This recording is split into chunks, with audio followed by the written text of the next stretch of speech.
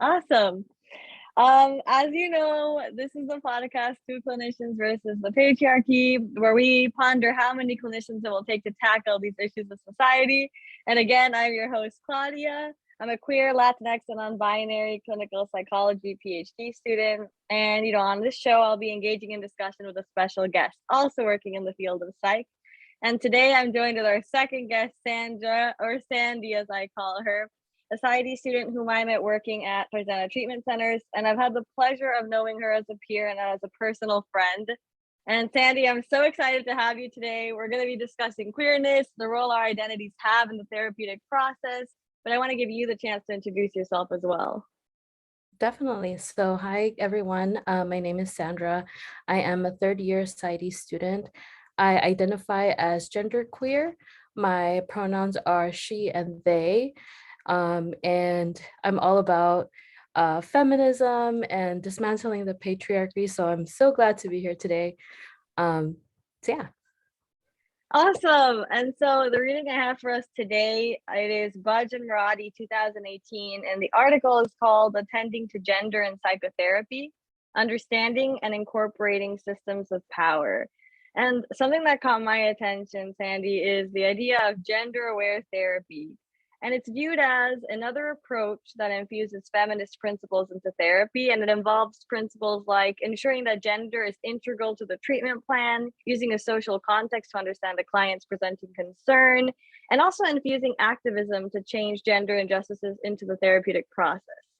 So in this case, then gender is less of an afterthought, and it's not just one of those addressing pieces in that model, but it's actually a central part of the process. It's one that captures active gender roles, the impact our social identity has, and even the relationship between a client and a clinician based on gender.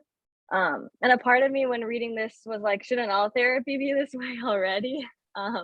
But I guess how often do we actually focus on gender as a meaningful component of treatment or as a main one? And I wanted your thoughts on this.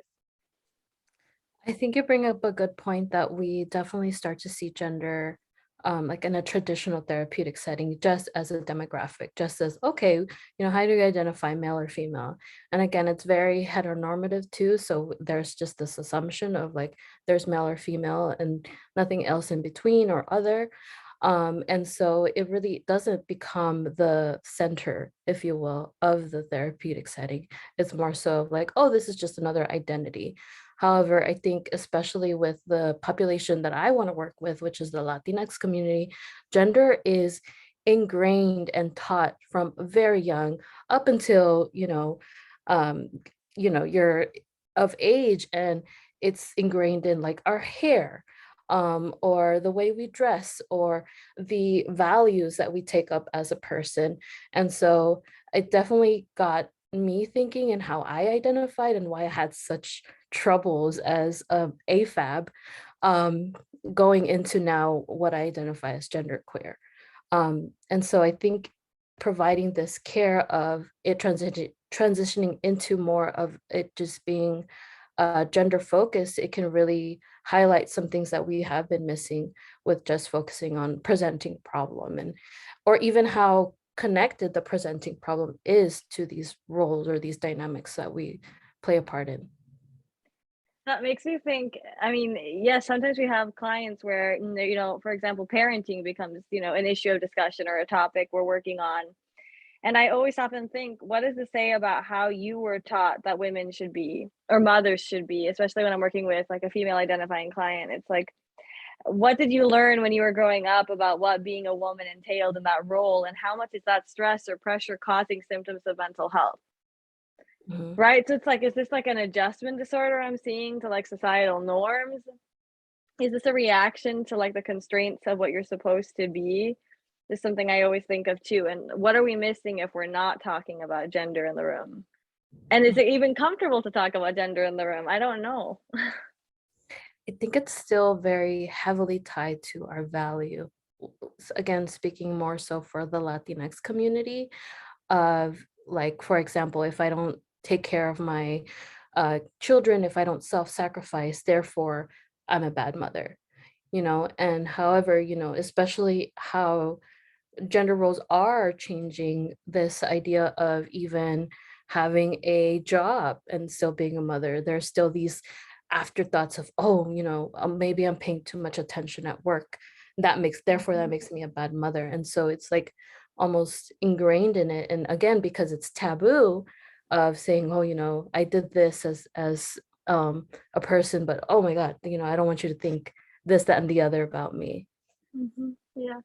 I'm thinking about self-sacrifice and how often I hear, women tell me that they feel like they're a bad mother, or not the best mom because they didn't do what their parents did for them.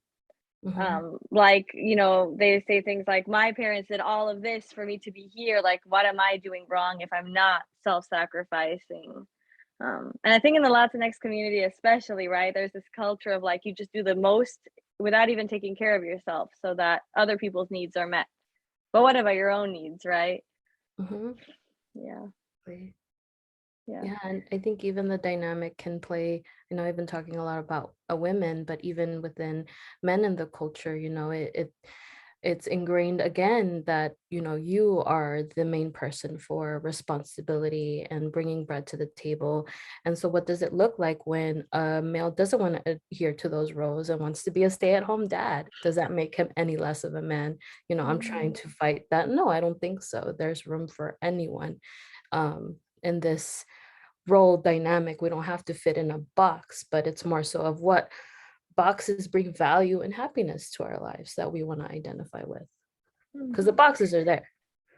That makes you think of like if a man doesn't want to work or wants to stay at home with the kids, like that stigma of like, oh, you're taking care of him. If it's like a woman marrying a man who doesn't want to take on those gender roles that are traditional, right? Like that stigma we have of like, oh, you're just gonna have to take care of him for the rest of your life. And how I don't know how upsetting that actually is if you begin to think about it.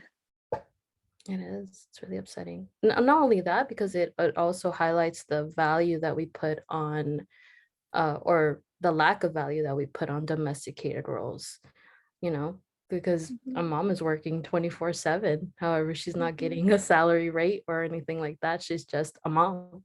mhm, And that's what she's supposed to do. mhm. Yeah. It's almost unexpected if a father wants to pick up those roles. Mhm. Or they're regarded as like good fathers or like, that they manage to have this involvement because it's so uncharacteristic of them. Mm, yeah. And so another piece of this that is in this article is it's touching on the need for therapies that are affirming to transgender clients, the group that is obviously highly marginalized, highly stigmatized.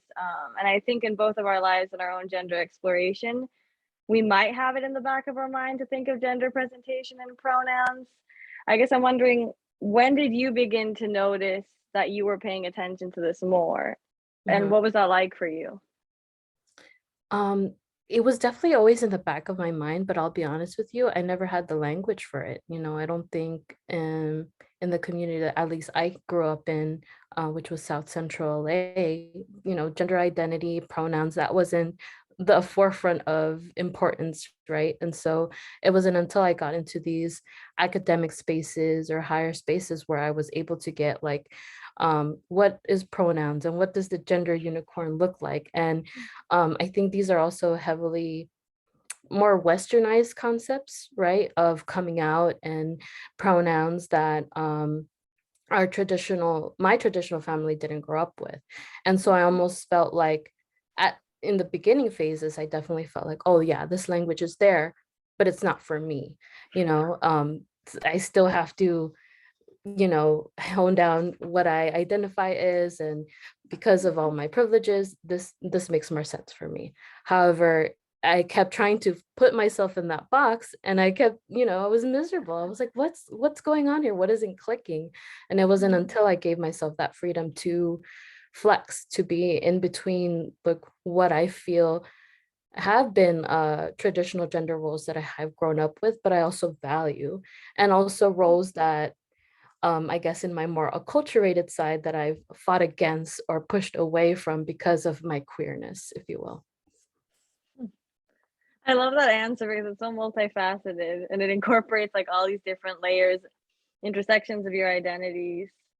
I'm thinking like in my own experience as a clinician, my own, I think, like incertitude of like how to identify and why maybe projected itself into session a bit. I started using gender neutral language and like progress notes and being like they. I think you were there when I was doing this. And I like not really understanding why until I realized like that's the space I feel comfortable in. Um, and I like assume like, oh yeah, everybody should just feel comfortable with this gender neutral space. But I think it's been a journey too of like not knowing how to handle gender roles and expectations in session, like feeling uncomfortable when someone says like they identify strongly with a label or they feel they need to act a certain way. And it's so funny that you bring up that note-taking thing because I have the same issue. I'm not consistent with my pronouns. I'm using he, I'm using they, and I'm like, and that's maybe what something to do with my identity and how I like go back and forth. So it's funny that you point that out. And also, like I said, it's just like I guess it's one of those things where rapport has to be built or it has to be like you first kind of thing. Um, before I guess these more salient identities of our queerness come out. So for example, I know I'm very feminine presenting. And so if a client is, resonating with me in my presence and saying, well, you know how it is being a woman, and I'm not going to take that away from them. So I'll just, sit there and be like, yeah, I understand, right? However, there's been other spaces or areas where I'm working with like a lot of Gen Z clients, and I feel like they're Mm, very open with their pronouns and wanting, to it mhm, be a important factor in the room. And so, in the uh, rapport building phase, when they're asking about pronouns and they ask me about it, now I'm like, okay, now it's a thing about not wanting to take attention from the session of like, okay, I do use mhm, she, they pronouns, but I'm still going to resort to she, her in some instances because I don't want to take away that space or um, that time from them. Because I think oftentimes we fear, especially as young clinicians, of like not wanting to impose our own stories, our own narratives in the session. However, it does give me, I guess, good information, good background on what they might be going through because I have lived experience. wow, this makes me think of how it's not that we are these like shells of people that just show up, but we're like our identities are important and our presentations are important to like how the client conceptualizes us and maybe how they feel in telling us things. Because I too am very feminine presenting, and I sometimes wonder, like especially when I'm doing group therapy with male clients. And I know this is like some of their first like encounters with a woman in years, how they feel like this is like a good way to practice or like feel more comfortable with having a healthy boundaried relationship that doesn't involve sex, right? Or breaking of boundaries. And I'm like, if I were to disclose my identity, would that change how they view the interaction? Right? And is that damaging? I mean, it's like, when do you decide to be yourself and when do you not? It's a very tricky thing to just wrestle with because there have been times where I have said, hey, I'm bisexual in the room, and that's brought in so much more conversation. Or I think this one of my clients actually finally said, oh, I'm bisexual too. And this is the first time I'm actually saying it in any space. And, now I can talk about my girlfriend and what that means for me and the problem, like, and then every session after that, we were able to talk about her relationship with her girlfriend and intimacy issues and it being her first time with a woman. And I'm wondering if I didn't, right? If I didn't do that, would she still be having those conversations with me? I'm so curious, what made you decide to share? So I don't know. I think you've felt this in a room, but maybe not a clinical room, but definitely a friendship where they're tinkering on a topic and you know what the topic is, and you're just like, you're waiting. And you're just like, okay, she keeps breaking up this friend and liking this friend and not being sure about the feelings. And this story sounds really familiar. And so with those context clues, I was like, are you sure you're talking about a friend or is it someone closer? And then I kind of went back to the confidentiality statement and reminded her, that I'm just a therapist. I'm not here to judge you or Mhm. this, that, and the other. And then I think I asked, because my orientation is feminist oriented, I asked, would it be helpful if you knew some of my identities? And I didn't focus on just the queerness, but I said, I'm Sandra, I'm 29, I'm first gen, I'm bisexual. And then she was like, oh, so even again, doing your own demographics can open up a lot of conversation. Wow, I love that. I almost wanted to like reach for a pen and write down what you said, knowing that I have it. I'm like, okay, I won't. But I love how you turned it on you. Like, would you feel more comfortable if I share things? And it's not necessarily about sharing that one identity, but just a few for her to feel comfortable and like, I guess you're a person too. You have your own intersecting identities. She's not alone in that. And I think that's a very powerful way to do that because it's not like you're putting the light on her face to like get some information. You're just like opening doors with being open. Hmm.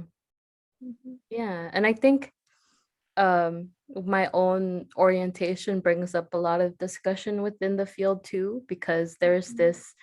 this ongoing debate on self-disclosure and Oh when to use it, when not to use it. Does that make you like, too friendly of a yeah. therapist? Hmm. Is it professional, right? And I think what I learned from my first practicum to now is um, within populations that are very collectivistic, there's gonna have to be some give. Hmm. That's for you up to decide, for you to like grow as a clinician, because I think there's definitely um inner work that needs to be done before using self-disclosure. So are you aware of what you're bringing to the room? Have you done your own personal work to really understand what kind of advice you're giving to the client?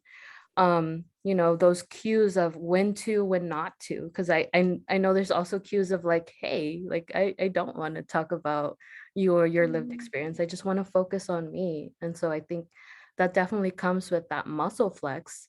And I can confidently say from my first prac year to now, I've gotten way, way like more comfortable with self-disclosure and using that as a therapeutic technique. It's weird because I was part of that journey, and you were part of mine too. And I think there are some identities where it's easier to self-disclose. It's never been hard for me to tell a client that I too like struggle with mental health, but queerness and my gender identity are more difficult. And I'm wondering if that's because I'm not yet fully comfortable in them. So Mhm. I feel like if I go in with that uncomfortableness, will it affect them to also feel uncomfortable? Like, what does my relationship to this have to do with them? Actually, I have a client right now who has confided in me that they are transgender, and I've been wondering the whole time, like, they don't know that about me, that there is a part of me that has this identity that's shared, that has lived experiences that are similar. But like, why do I want to share? Is it for my own gain? Is it to feel like there's this rapport? But we already have rapport, so what is it? I Mhm. don't. It's convoluted, I think. Yeah. I think we naturally want to connect as humans. Mhm. So I think it's more so again, like what's the purpose behind it? Like am I doing it? And sometimes the answer is both. Like sometimes you are doing it for yourself and you're also seeing if this could be another avenue that you can use for the treatment. Um, but yeah, you bring up a good point because I'm again the opposite of you, where I'm comfortable with talking about my queerness if it comes up. I'm not comfortable with talking about my own mental health issues and trauma and all of that. And so because again, like you highlighted, that's still a journey that I'm ongoing and still healing from. And so I know for a fact bringing that up would cause my discomfort to increase in the room. And so I think, right, even knowing what to compartmentalize of like, okay, I'm comfortable with sharing this with my client, but if this comes up, I need an escape plan of like how to, like How to segue out of it. redirect it. Right, exactly. But Mm. again, that's a skill that we learn with time, I think. I think this makes me think of how powerful our clients are on us as well. Like, after I had that session with our client, I went to my supervisor and I came out to them, which I hadn't done. And then I realized, like, if a client can be so brave to tell me something, I should be able to tell people I work with. Um, and I guess I'm curious too, like, what's your relationship with this and your supervisors or like people at school? Like, is it something you share? How do you think it affects your relationship, for example? It's been a journey because like I said, it's something that I feel like, okay, in this space, I feel safe. Not only safe, but sometimes you don't want to be, for lack of better words, the poster child of queerness, or right, or everyone asking you, oh well, so how is that, and like, what does this mean, and like, and so it's also like that exhaustion piece of like, okay, like I want to remain salient in my identity, but again, I don't want to take on all the work it is to educate others on what my identity means. And Mhm. so I think with that, within that, I'm exercising to be more out and to just have it be more of an afterthought, right? Like my age or my ethnicity, rather than have it be so like taxing and Mm. taboo and like, oh my God, what are they gonna say? Because I think that's part of our job, right? As queer clinicians, to just show up and be authentic and be like, yeah, this is Mhm. me, Um, and that's it. But I think it's definitely an ongoing journey that I've started. And even with this podcast, I'm putting myself out there and letting people know, I'm here, this is how I identify, and putting my voice out there. And I'm really excited to do that in several ways. No, I think it's very brave of I think of how much we've both grown with this. I mean, I remember our early chats about this in a practical office, negotiating our identity, like thinking about what it would mean if we were to be therapists that were all of these identities. I also think of sometimes I wonder, like, does having an identity where the client has a similar story make you a better fit? Or could it be anybody that sees them? Like, I've always wondered that, and I want your feedback. Like, do you think having a similar identity is a win already, or is that also a kind of a curse too? I always feel like it's both. And I don't know, maybe it's my indecisiveness. Like, there's this running joke on bisexual people and not being able to make decisions, but I feel like both, right? Of like this instant connectedness of like, oh, I see you in me, and vice versa, right? However, again, that countertransference really does play a toll on both parties, on Mhm, like, it reminds you of the things that you still need to work on as an individual, right? And then mhm, it can kind of, I think sometimes, and on the good days, I guess, it can really mhm, inform you of like, okay, these are some of the techniques that work for me, or these are some of the techniques that work for my clients with similar histories to this client. mhm, And then there are times where I feel like we might get so clouded in our own lived experience of like, oh, well, this worked for me, so this has to work with my client, right? And so it's like mhm, making sure that you're checking yourself of everyone's journey is different, even though we may have similar experiences, that doesn't mean it's the exact same. So still doing our due diligence of asking, because I feel like, especially as a self-disclosure therapist, one of the things that I'm trying to check myself on is not nodding and be like, yeah, I get it. Do I get it? Because like she's telling me a story about like her first love and all that stuff, and I'm getting memories and nodding. However, asking those mm. follow-up questions of like, wait, how was this similar to you, similar for you, or how was this different? I I was so funny you say that. I always think like sometimes I want to be like, oh yeah, same. But like, is it really same? Because it's not, but we feel like this natural, I think, need to be like, oh my God, like we've had that too. And it's so hard to not think like when I came out, like, right. Or like when I dealt with this or coped with this. But then we lose our curiosity in some ways, I think, when that happens. Like we lose that part of us that wants to be like, tell me more about that. Like if it were something we had no idea about, right? Mhm. And I've noticed that I do tend to lean towards like if it's something I'm very, inexperienced with, like if someone were to tell me like, they love astrology, I'd be like, oh, tell me everything. But if it's like queerness, I'm like, oh, okay. Like I don't take it as, curious with that curious approach. Mhm. And I've wondered, like, I wonder what that means. Like, is it that I assume XYZ follows from what they just said? Or like, am I just more like it feels like home in a way? Mhm. Yeah. And I think even as queer clinicians, we get that excitement from meeting other queer clients or other um, queer clinicians as well, because again, like it's similar to our lived experience where like you're kind of teeter-tottering and waiting until there's certain Mhm. signs and then you're like, oh wait, I now I can say it, right? And so I think Mhm. in a sense we have those similar responses, or we want to have Mhm. those responses to connect, and it's just like again finding the right time and when to. Yeah. But this whole conversation's reminded me of is that we're people at the end of the day, right? And that we have like what we bring. And even as clinicians, like, I don't know your experience, but for me personally, I have definitely encountered clinicians who are not necessarily like accepting of all different gender identities or sexual orientations or even race as part of being in the room. And I think that's been hard too, like navigating this field, not Mhm. even with clients, but with other clinicians, right?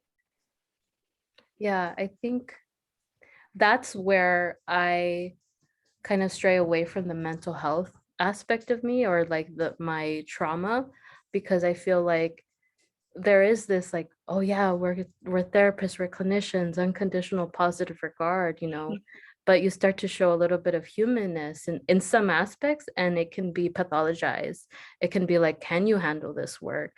Or, ooh, like I said again, I've gotten feedback where a supervisor said, oh, I think you're laughing too hard at this client's joke. And I'm just like, but it was funny. Like, what? And so it's little things like that where I'm just like, are you making us putting us too much in a pedestal where we're now there is this hierarchy, right? And as a feminist therapist, I try to minimize that as much as possible, knowing that I'm already going to come with a power dynamic with my title in the room. Hmm. That makes me think of, I mean, being deemed like too emotional, right? Like, oh, you're responding way too empathetically, or like limit that response because it's obviously a countertransference. I'm like, or maybe I just felt a lot about this. I mean, maybe that's just me. Um, it doesn't make us ill-equipped, right? I don't know. That's so funny. I remember in undergrad, one of the, I guess, top recommendations I got as a student was like, yeah, just try to not like compartmentalize that. Like you're gonna have to try and learn how to like, not feel your feelings as much. And he was basically saying like numb yourself, as a clinician, so that like these stories can like roll off your back. And um they keep saying like, oh well, you're just a young clinician, and this will soon pass and you won't be as emotional. I've always been this emotional. Like I've been 30 years this emotional. Like I don't think that's gonna change, per se, right? Oh. But it's about like knowing that I can handle after the fact. Like, yes, sure, I might be a big hot mess in supervision, but you don't see me going to therapy or connecting with my friends, and how I'm bringing this up in the room, right? Like there are so many times where I think clinicians will stray away from bringing up countertransference into their supervisor sessions because they don't want to be judged, because they don't want to get that feedback of, oh, you're being too emotional, and oh, why are you attaching to this client? It's like, well, this story, how can you not, how can you not feel these feelings after what they've divulged? It's so interesting that you say this, because I feel like I've always navigated supervision very carefully. It's like, do I show them like how falling apart I am because of this situation? But then, like, yeah, I go home and I go on my walks, right? Or like I go hug my cat, or I do my personal therapy. Like, I'm trusting my supervisor to fall apart because I feel like it's important to the process. And if I don't, that's where I would be worried about me. Like, if I'm not that vulnerable and raw, then what do we do? Like, how are we handling this? I think that's why there's like that stigma of being of disclosing to our supervisors, I think sometimes. Mm-hmm. Yeah. Yeah.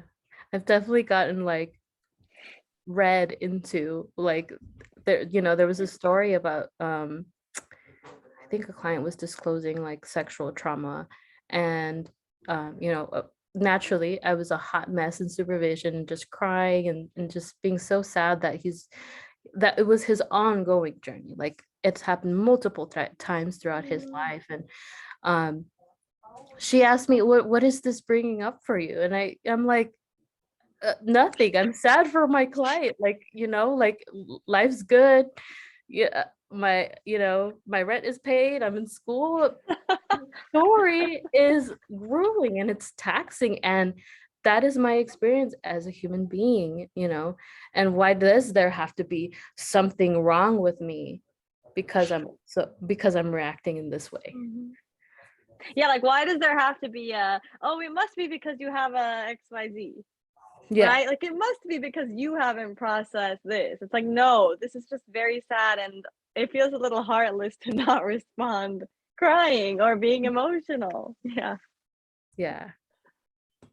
I wonder if that's because we present as women. Like, I wonder if that has to do with it. I don't that's it's like a question I'm not sure of. Like, I don't know if the few male therapists in my program, if they go to supervision and if they become emotional, like, I wonder what happens in that space, is if it's viewed in that same light, or if it's even viewed negatively. I mean, it could be like, oh, you're A showing breakthrough. emotion. Yeah, like, oh. Right. And oh, it's just very interesting, again, how even that is gendered emotion. Oh, if you're doing this, you're too much. Like, I feel like that's the too much term is always a very close in contact with women.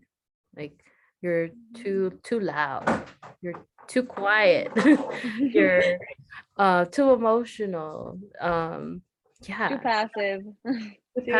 too passionate, and why are we not making spaces for that? I think there's this like internalized fear. I think I had the like, oh, because I feel so much, people are going to think I'm unqualified to be a therapist. Mm-hmm. It took Yeah. me a while to be like, no, you Mm-hmm. can be a therapist and be emotional, and none of them cancel each other out. But wow, that took like a year. Mm-hmm. And I think it's still ongoing. That's something that I definitely thought of, like being too emotional and being too fucked up, basically. Like, oh yeah, my trauma has taken everything from me, and now, like, how can I, a broken person, help another broken person? And even that is heavily stigmatized, of like,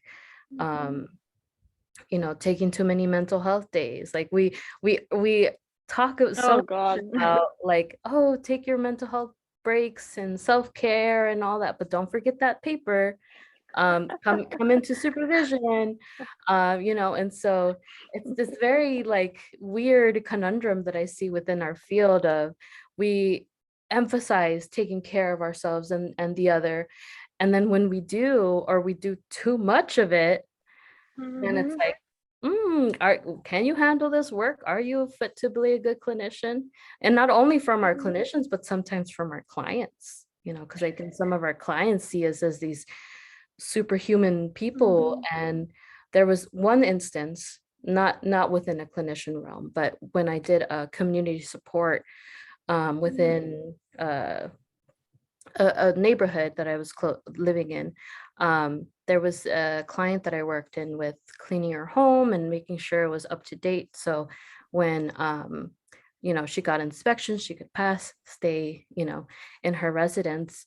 And I remember her saying, and in some, I think as a young person, I was coming at it as with frustration. Mhm. um of She was like, oh, just tell them that I'm depressed and that I can't clean, and just tell them, like, just write something down so that I don't have to do this. And I think part of it was because I was working so hard and I was going through it at that moment. I was like, well, I'm depressed and I'm doing XYZ, and it wasn't the most professional thing to do at, I think I was like 20, 21 or something. I was very young. And she was like, what? Like, you're depressed? Like, oh my God, like, how are you even helping me? And it was like, that was like the first time I swore to myself, like, I'm never self-disclosing again.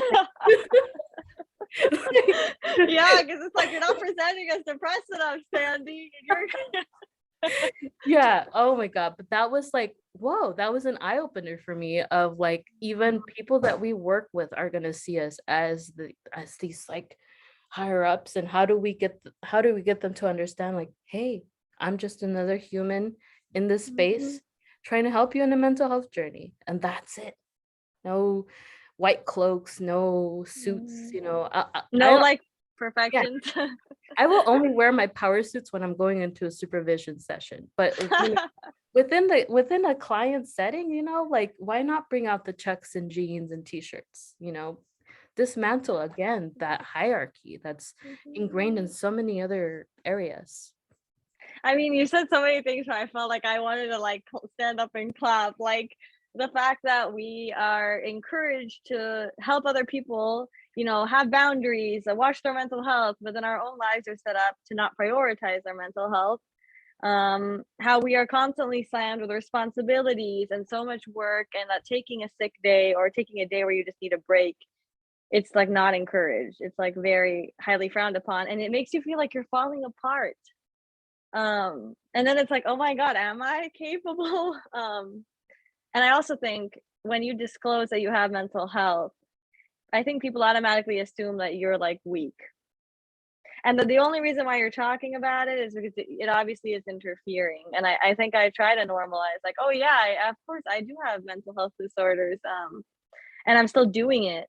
But I've definitely been met with like, I think an interviewer once told me, like, you mentioned your OCD. Do you think it's going to interfere with your clinical work? And I was like, it's interesting how that's what comes up. Like, not that, wow, it might make you so empathetic. It might make you so much more, gifted or want to do this more. It was like, how is this a hindrance for you? Not only that, but I think it highlights the ableism in our system too. Like, what about a question of how can we better accommodate for your OCD diagnosis? Yeah, I wish that was a Ah. I wish that was a question. Right. And so, again, inclusivity, diversity, these are things that we want as clinicians, as a psychiatric or psychological field. However, how are we making spaces for the diversity and for the inclusion? I think of like how many times I've felt like I actually think of like how many times I felt anxious at work and had to stop and be like, like I wish there was like an office where you could go in and just be like, I'm having a rough day with my anxiety, but like I'm still here and I'm gonna show up and do this. It's just I wanted someone to know. And then I think of like the peer support system we had where I could tell, one of you at Tarzana, like, I'm anxious today or I just had a rough week. We supported each other, we cared, you know, someone could say like reschedule a session, or like, I'll do this IP or something, but how that doesn't always exist, and it makes me like sad that that doesn't always happen. Mhm. Yeah. And I think something that could help us as a psychological field is more of that community and, you know, celebrating things that are more collectivistic. Because I think um, as much as I prize the, what am I trying to say here? Like everyone can do their own thing, as a psychologist, and that's great. Like you can just be in the schools, in a hospital, right? But how are we connecting with one another? How are we like diminishing this competitiveness? Again, how are we amplifying the voices? Like if we do have our privileges, how am I using those privileges to amplify the voices of clinicians that are struggling, that don't have like as much, I guess, of that fire, or like not fire, but I guess experience with standing up for themselves. And because I think me and you, we've come to a point where we're able to call certain things out in the room and not be as afraid to do so, versus younger clinicians may feel like, oh well, I can't do that, or that therefore I can't enter this type of field or this. And it's like, no, like how are we just making more space for that? Yeah, I think you're talking almost like a normalization of like our experience, and a uniting over like, this isn't about, it's about us, but it's also about like us collaboratively as Yeah. as a group of people that are dedicating themselves to be present for others. And it's tough to find peers in this field, I think. And it's tough to find supervisors or people that are like, overseeing your work, that can see you as more than like all the identities you are. It's like you're a therapist and you're also, right, like a parent or a student. And what does that mean? Like it obviously impacts you in the room. So I don't know. I think we sometimes ignore those other things. It's like just be a therapist and that's all. Like, but Mhm. but then we stifle a lot, and it's not. I don't think it works. Yeah. And I think when we put an emphasis on, like, okay, you're just a therapist or this salient identity, especially in grad school, once you're out of grad school, it can be so difficult to like find those other sticks, because we're losing time with our social groups. We're losing time with the hobbies that we once had. Mhm. And again, this is all again normalized, and you're a student, that should be your priority.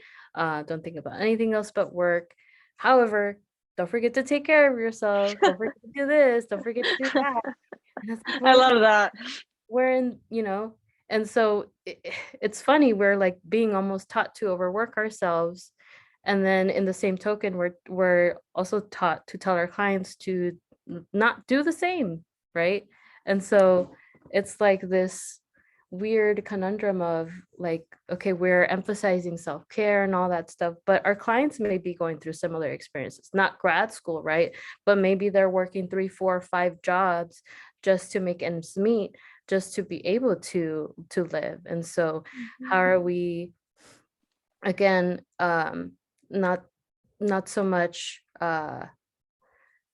pushing these narratives of saying, okay, well, this is normal, this is how it is, this is how it's going to be, and challenging them and saying, why don't we have these, I love that idea of like an anxiety room, like a little panic room. Like, okay, why don't we have like a break room, a lunch room, and then like a little panic room? It's like, Yes. just go in there, sit down, have maybe some plushies that you can hold on to for a little bit, um, and having more of that. Honestly, I think of like all the times I like lock myself in the bathroom at work and just like crying, like, Yeah. why? Yeah, and it shouldn't be something again hidden or something like an afterthought. It's so funny how we think of like we compartmentalize so much that that's an afterthought.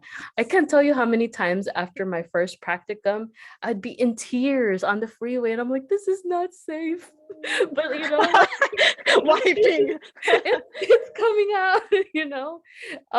But again, like if I had more spaces within my therapy training that would welcome that or those feelings, or I wouldn't feel as judged, you know, I'm wondering how that could increase my overall stress level, right?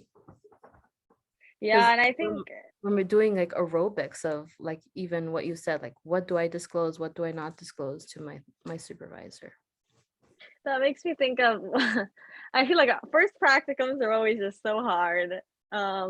And in that first year of training, especially if you choose a site that's much more intensive, and I think all sites though, just like first practicum in general, it's so supported and also unsupported. It's like while you're there, yeah, like our supervisors had an open door policy and we had a lots of supervision. But then what happens when you go home and all that you saw, right? Like you're crying on the highway. I'd come home and do that in my house and I just cry. Like we're not really being told like what happens after when you're like at home sitting with what you just heard, saw, and I don't, now this makes me think like maybe there should be some sort of support for like a support group for like clinicians who are just starting.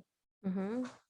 Yeah. And I think especially as first gen clinicians, like there are concepts, even in after class, you're just like, whoa, what did I just read? Like, you know, is that this is my lived experience, you know? And so Mhm. um in order, yeah, definitely in order to make more space and more inclusivity for first gen students, I think we definitely need to have these like supportive areas where it's not, you know, CBT or DBT or like it's just me and you and we're human. Like let's talk about what happened today and how are you feeling and you know, how can I support you as a friend, you know? Mhm. Um yeah. It's funny how triggering clinical work and learning to be a clinician can be, and how it really makes you like, yeah, you read something and you're like, I've been living like this my whole life, or a client says something and you have this epiphany that maybe your own family structure, maybe your own attachment style, maybe just a lot of things resonate. And I like that humanistic aspect you bring, where it's like it's not that we're gonna do like a worksheet to process, or like it's just you and me having a conversation as people. Mm-hmm. This felt very healing to me, actually. Like this conversation felt like kind of like I felt very understood and very seen. And I Mm-hmm. hope that it does that to other people. Like I hope other people who watch this feel that way. I'm glad we did this. Yeah, me too. We need more queer clinicians, so We do. come on in. We'll supervise you once we're old and gray. Oh, I love that. Sandy, thank you so, so much. This was so wonderful. And I feel great after this conversation. I have hope. yes, me too. All right, Sandy.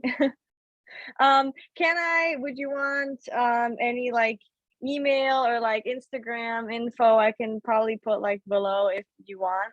You can let me know about that. Yeah, you can put my I guess my handles on Instagram and TikTok. Um, Ooh, on TikTok. Oh yeah. yeah, Sandy's hilarious. Y'all should definitely follow. I humor is so healing, so I'm all for the humor. All right. Well, thanks so much, Sandy. All right. Bye.